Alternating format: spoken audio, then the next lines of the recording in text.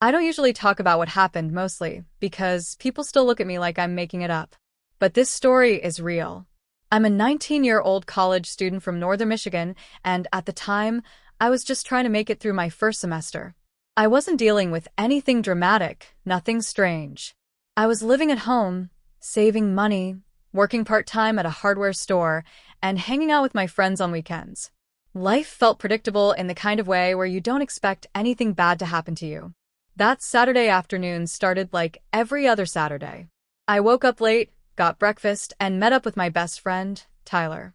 We'd been friends since middle school, and we had this habit of going for long drives into the countryside whenever we felt stressed. The air was colder than usual, the sky a little gray, but nothing that made me feel uneasy. It just felt like another fall weekend in Michigan, the kind where the trees are still colorful and the roads are quiet. Tyler suggested we go walk one of the forest trails we used to visit during high school. It wasn't a dangerous place. Families went there. Hunters used the deeper parts during the season. There was even a small ranger station near the entrance. So when he said, "Let's just go for an hour," I didn't think twice. We weren't looking for anything exciting. We just wanted to get away from campus, from assignments, from everything. The trail was calm when we got there. No cars except ours. The leaves were falling in slow, quiet waves, and the air smelled like pine and cold dirt. I remember thinking that the silence felt nice, peaceful. It didn't feel like the kind of silence that warns you about something. It felt normal, safe. I had no reason to pay attention to anything unusual. Tyler was joking about some class we were both failing, and I was laughing, hands shoved into my jacket pockets, not really thinking about anything except how early winter seemed to be creeping in. It wasn't until we were about 10 minutes down the trail that something tiny, so small I almost forgot it, pulled at my attention. It was just a shape. A person-shaped shadow standing between the trees far behind us. Not close. Not moving. Just there. I only caught it because I happened to turn around when Tyler said something. But the second I blinked, it was gone. The trail was empty again. Nothing but scattered leaves and tall trees. I didn't say anything. It didn't feel important. I figured it was just a trick of the light or one of those things your eyes do when they catch movement that isn't really there. I remember shaking it off almost instantly. But looking back now, that was the first moment, tiny and forgettable as it was, when something inside me should have told me we weren't alone in that forest. And that whatever else was out there wasn't supposed to be there. The forest we went to that day wasn't some remote, untouched place. It was a state forest about 30 minutes outside our small Michigan town, one with well-marked trails, picnic tables, and a ranger station that usually had someone on duty until early evening. Families camped there in the summer. Hunters used the deeper areas once November came around. It wasn't the kind of place that made you think twice. Most people in the area saw it as part of everyday life, just another quiet piece of northern woods. When we pulled up, it was late afternoon, around 4, maybe a little earlier. The sky was overcast, but not enough to feel threatening. Just the usual heavy gray that shows up before winter fully settles in. The air smelled sharp and clean. You could hear the wind moving through the leaves, and every once in a while, a branch would creak as it swayed. It was cold enough to keep most people away, but not so cold that Tyler and I felt uncomfortable. The parking lot by the ranger station was empty when we arrived. That wasn't unusual for that time of year. Most people weren't hiking anymore, and the hunters stuck to deeper areas far from the easy trails. The station building itself was small, just one room with a bulletin board, a locked door, and a light that stayed on whether someone was inside or not. There was no truck outside, so we figured whoever worked there had already left for the day. Tyler grabbed his backpack, even though we weren't planning on staying long. He always liked bringing snacks and a flashlight just in case, but we never ended up needing either. I didn't bring much, just my phone and a bottle of water. I wasn't expecting anything out of the ordinary. We'd been on that trail since we were kids. It was familiar enough that we didn't even talk about which direction to go once we started walking. Our plan was simple: walk the loop, talk about school, and head home before it got dark. Nothing more than that. I had homework to finish later, and Tyler had a shift the next morning. We weren't trying to explore anything new or push deeper into the woods. We just wanted a break from everything happening in our lives. The first stretch of the trail was open and comfortable. Tall pines on both sides, thick layers of leaves on the ground, and a long wooden fence running along the edge of the path. The forest looked peaceful, like it always did. The kind of peaceful that makes you forget people can disappear in places like that. It was just the two of us walking, our voices echoing slightly through the trees. Tyler talked about how he might switch majors. I told him I probably would too. We joked about how neither of us had any idea what we were doing with our lives. It felt normal. Safe. There was nothing in that first stretch. No noise, no movement, no reason to pay attention to anything except the path under our feet. And that's what made everything that happened later feel even worse. Because when things are that normal at the start, you never see the turn coming. The first thing that made me feel even slightly uneasy didn't happen until we were at least a mile into the trail. Up to that point, everything felt normal. We were talking, the woods were quiet, and the air kept getting colder as the sun dropped.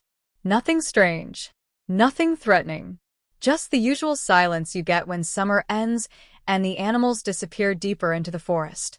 But at some point, I realized that the quiet wasn't just normal quiet. It was the kind of stillness where even the wind seems to stop. I remember turning my head slightly and noticing that I couldn't hear a single bird. Not one. No rustling, no chirping, no movement. It was like the woods were holding their breath. I didn't say anything because it felt awkward to point it out. It didn't feel like danger at first, just unusual. But I felt it in the back of my mind, enough to make me pay a little more attention to the space behind us. We kept walking, and a few minutes later, I heard something faint. Just a single crunch of leaves somewhere off the trail behind us. It wasn't loud. Honestly, it was so soft that I almost convinced myself it was my imagination. But it was there. A clear step, not an animal scurrying or a branch falling. A step. I slowed down a little. Tyler didn't notice at first because he was talking about some girl in his psychology class.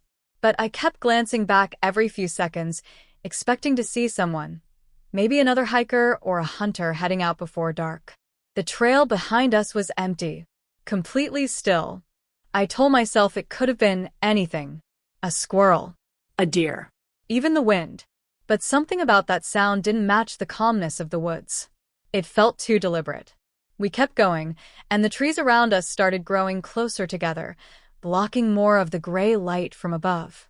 Shadows stretched across the trail, long and thin, making the path feel tighter. That's when I felt it, the sense that someone was watching us. It came out of nowhere, like a slow pressure on the back of my neck. Not panic, just awareness. The kind of awareness you can't explain, but can't shake either.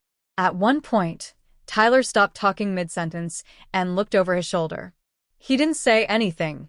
He just stared for a moment. When I asked him what he was doing, he shrugged it off and said he thought he heard something too. But the way he said it didn't match his expression. He wasn't confused. He was uneasy. A few minutes later, another sound came, 2 soft steps this time. Still far away, but steady. Like someone keeping pace with us. When we stopped, the sound stopped. When we walked, it started again, just faint enough to make you question whether it was real. The whole trail felt different. Not dangerous yet. Just wrong. Like we weren't supposed to be there anymore. And even though neither of us wanted to admit it, we both knew something was following us. The deeper we walked into the woods, the stronger the feeling became that someone was behind us. Not beside us. Not ahead. Always behind. It wasn't something I could prove, and it wasn't something I could point at. It was just the steady pressure of being watched, like eyes were following the back of my neck. We were at the halfway point of the loop when the trail narrowed into a long corridor of trees. Tall pines on both sides. Thick brush. Only one direction to go. That's when the sounds behind us stopped being subtle. We heard footsteps. Real, definite footsteps. Not fast, not running, just steady steps that matched the rhythm of ours almost perfectly. When we stopped, they stopped. When we walked, they picked up again. This time, even Tyler didn't try to pretend he didn't hear it. He whispered, "There's someone back there." It wasn't panic. It was the tone you use when you already know you're right. We tried calling out, asking if someone was on the trail with us. No answer.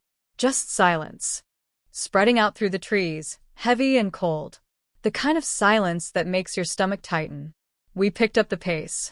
Not running, but walking fast enough that my legs started to burn. The steps behind us quickened too. Not enough to sound like chasing, but enough to sound intentional. Someone was following us, keeping the exact distance we tried to create. At one point, Tyler turned around completely and shouted, "Hey, who's there?" Still no reply. But we both heard something move behind a cluster of trees. Not footsteps this time. Something brushing through the undergrowth, something heavier than any animal around here. I felt my chest tighten. The trail around us felt smaller, like the trees were shifting closer. The sky above the branches had turned a darker shade of gray, and the air felt colder than before. The forest no longer looked familiar. It felt like it was closing in. We kept going until we reached a wooden footbridge that crossed a shallow, dried-up stream. The bridge creaked under our weight. When we were halfway across, I heard a soft thud behind us. Not on the bridge, on the trail, just before it. Tyler grabbed my arm and whispered, "Don't look. Just keep moving." But I did look. I turned my head just enough to see a figure standing at the edge of the bridge. A man. Average height. Dark jacket. No visible backpack. No gear. No reason to be out there alone this late. He wasn't walking anymore. He was just standing there, staring straight at us. His face was pale, almost expressionless, and his posture was stiff like he was waiting for something. He didn't wave. He didn't speak. He didn't call out. He just watched us with a kind of stillness that made every part of me feel colder. I didn't know whether to keep walking or run. The trail ahead twisted into the trees, and the road back now had a man blocking it. For the first time since arriving, I realized Tyler and I weren't just being followed. We were being cornered. The moment we stepped off the bridge, Tyler grabbed my arm and said, "We need to move. Now." His voice wasn't loud, but it had that tightness in it that you only hear when someone is genuinely scared. I didn't argue. We both picked up our pace, almost jogging, but trying not to look like we were running. The trail ahead curved sharply, and as soon as we reached that bend, we broke into a full sprint. Branches whipped against my arms as we pushed through the narrow path. My breath was burning in my chest, and the cold air made it worse. Behind us, I could hear footsteps hitting the wooden bridge, slow, heavy steps crossing it one at a time. Then the sound shifted onto dirt, and suddenly those footsteps weren't slow anymore. They were fast. Too fast. Whoever that man was, he was running. And he was running after us. Tyler shouted, "Go left. Off the trail." I followed him without thinking. We cut through a cluster of trees, forcing our way through bushes and uneven ground. It was harder to run, but we hoped leaving the trail would hide us. We pushed deeper into the trees until the path behind us disappeared, swallowed up by thick branches and brush. For a few seconds, I couldn't hear anything except my own breathing. Then it came again. Branches breaking, leaves crunching, footsteps moving straight toward where we had gone. He wasn't guessing. He was tracking us. Tyler motioned with his hand for us to hit the ground. We dropped behind a fallen log, the kind that had been there long enough to hollow out. There was just enough space for us to crouch behind it, pressed against the cold dirt. I could feel my heartbeat pounding in my ears. My breath felt too loud. I tried to control it, but it came out in short shakes. The man's footsteps stopped about 20 feet away. I could see his boots through the gaps in the log. He was standing still, not searching around, not calling out, just standing like he knew. We were close but didn't need to rush. The longer he stood there, the more terrified I became. He wasn't confused. He wasn't lost. He was hunting. Then he took a slow step closer. Another. The leaves crunched under his weight. The log wasn't tall enough to fully hide us. If he stepped around it just a little, he would see us immediately. I felt Tyler tap my arm twice, our old signal from when we played hide-and-seek as kids. 2 taps meant run. But he didn't move. He was waiting for the right second. We heard the man bend down. A shadow passed over the log. I could see his hand reach toward the ground like he was feeling for footprints or disturbed leaves. Tyler mouthed, "Now." We exploded upward from behind the log and sprinted in opposite directions to confuse him. I didn't look back. I just ran, crashing through branches, slipping on patches of wet leaves, forcing myself not to scream. Somewhere behind me, the man yelled, just one loud, angry sound, and the footsteps turned again. Fast. Closer. It didn't feel like running for safety anymore. It felt like running for my life. I don't remember how long I ran. The forest felt endless, and the trees all blurred into the same gray-brown mess. My lungs were burning, and every time I thought I'd put distance between us, I'd hear another branch snap somewhere behind me. But eventually, the footsteps faded. Not stopped, just faded. Like he wasn't chasing blindly anymore. Like he knew he didn't have to rush. I slowed down only when I reached a small dip in the ground that led to a dried-out creek bed. The dirt was soft, the air colder. I crouched behind a rock and tried to catch my breath. My hands were shaking so badly that I couldn't even hold my phone steady enough to check if I had service. I didn't. For a few seconds, all I could think about was Tyler. I didn't know where he ran, and the forest swallowed sound so well that I couldn't even hear him calling. I wanted to yell for him, but I also didn't want the man to hear me. I stayed quiet. Too quiet. Then, while catching my breath, I saw something strange a little farther down the creek bed. A shape, dark, rectangular, out of place. I crept closer and realized it was a small nylon bag, half buried under leaves. I shouldn't have touched it. I know that now. But at the time, I was desperate for anything that might help us. Inside the bag were clothes. Men's clothes. Not new, but not old either. Folded too neatly to be trash. Under the clothes was a folded map of the forest with parts of the trail circled in red pen. At first, it didn't make sense. The circles weren't random, they were all near the trail entrance, almost like someone was tracking where people usually walked. But the thing that made my stomach drop was at the bottom of the bag. A phone. Cracked. Muddy. When I pressed the power button, the lock screen lit up just enough for me to see a name. Tyler H. It was his old phone. The one he lost months ago during a summer hike out here. The one he thought he dropped in the river. Except he didn't drop it. Someone had taken it. Someone had been following people long before today. That's when it clicked. The circles on the map weren't random. They were dates. Written tiny. Small pencil marks next to each circle. Weeks and months of tracking. Watching. Following hikers. Following us. Before I could process it, I heard something above me on the ridge. Heavy breathing. Slow, steady.